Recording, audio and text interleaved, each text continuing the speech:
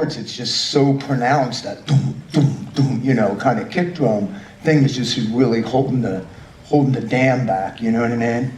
And so we used to get in arguments about all this stuff. We still do. It never goes away, but... We've seen MTV back in the day. So what happened was, back in the day, everybody partaked in some things that maybe they shouldn't have. And half of the band would want to go fast and half the band would want to slow down, depending on what they were doing that night.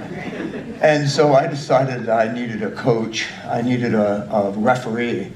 So I got myself a click track and I recorded it to one channel and the other channel was the track. And I want you guys to sit down on the bus and listen to this mess. Because it's a mess and I got to deal with it every night. And this is the burden that drummers have. It's the cross that we bear, you know. I'm not complaining really, but it's just, you know, it's something you have to keep in mind. How many drummers are there here tonight, by the way? Wow, lots of drummers. Okay, cool. I was saying earlier, I spoke earlier, I did a thing earlier today for the internal folks here.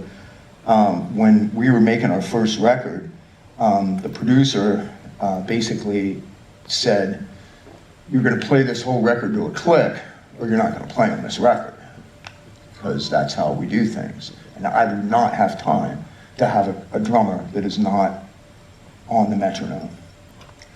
So I said, how long do I have? And he goes, 2 weeks. And I'm like, oh, okay. I never played to a click, really. I mean, I had a metronome and it's too loud, so I don't need this shit. Played the records, I thought that was okay. 70s records hardly had any click, okay? So they were all over the place, right? So I went to rehearsal, and I'm in rehearsal all by myself with a Tom rhythm watch, and just like, it was a mess. I'm competing with the click, and I didn't know how to do it. That studio was owned by two people. Nathan Neblett was one of them. Nathan Neblett was the drummer for Aretha Franklin.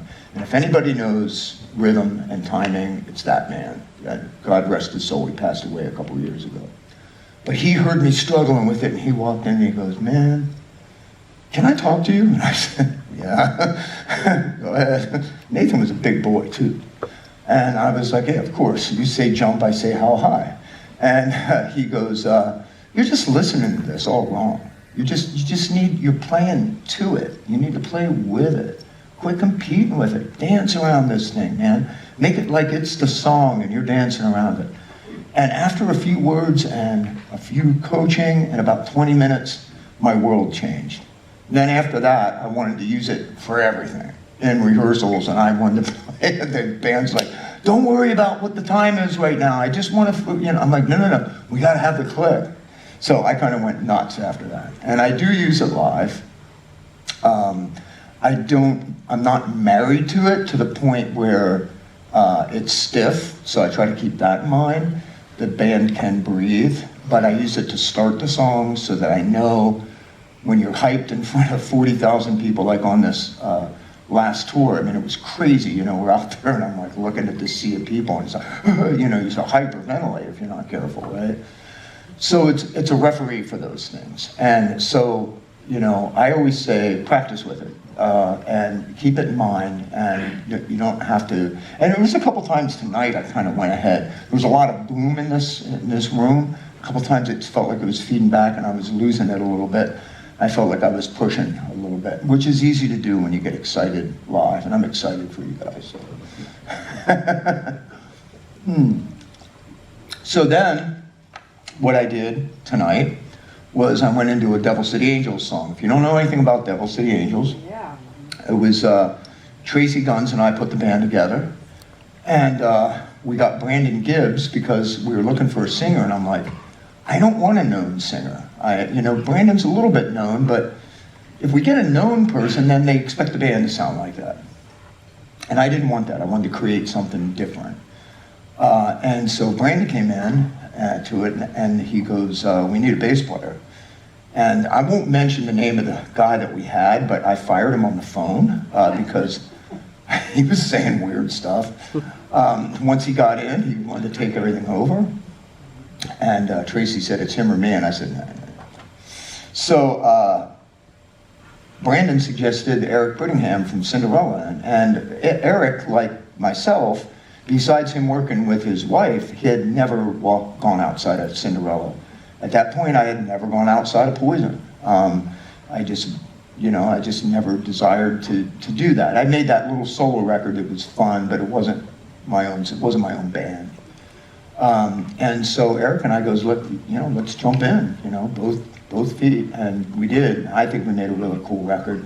And that song I picked because it's kind of an odd time in the chorus, and the riff is very Tracy Guns, very Guns N' Roses, really, because he wrote some of the Guns N' Roses songs, and then they bought him out. And so that was a fun record. And if you do get it and listen to it, listen to not Power to the People. What's the first song on that record? I can't think right now. Anyway, Tracy got this idea in his head that he wanted to record John Bonham style and just use 3 mics. So we did it on one song, and that's what you hear, and then everything else, I'm like, no, we're close mic and shit. The engineer is gonna go nuts. So after that, we did, but we had a blast doing it because we both geeked out on it, on that record together, and that's what made it fun, and everybody was just so excited, and unfortunately we went out, we did a 6-week tour, we came back, we put this record together, we were putting it out, we put it out, we got management, and then I got sick. If anybody knows my story, and I'm not gonna dwell on it, but I got cancer. I had wound up with stage 3 oral cancer that eventually turned to stage 4. And so I battled that for a year and a half. And I had a drum company, and that dried up. And, I just kind of put everything on hold. I was like, this is my job to get better. And so I took it serious. And anybody that ever goes through a health thing, just take it serious. Take it very serious, make it your job. Don't walk into the doctor's office and, pajamas and slippers and a Mickey Mouse shirt. Get in the shower, get dressed, and say, I'm gonna frickin' take this on and get it done. That's what I did. I had awesome doctors, and God above, whatever did it for me, here I am. So.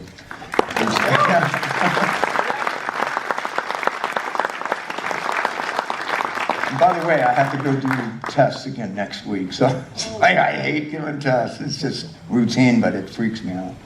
Anyway, so you know what? I made some notes because I want to talk to you guys about some stuff. I want to make sure that I cover a lot of things, fun stuff, I think. Yeah. So.